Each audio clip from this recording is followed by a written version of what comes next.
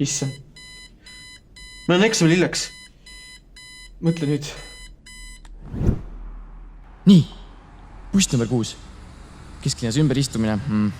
Kindel ei. Taksoga. Ootaeg 6 minutit, sõit 5 minutit. Sinna läks viimane söögiraha.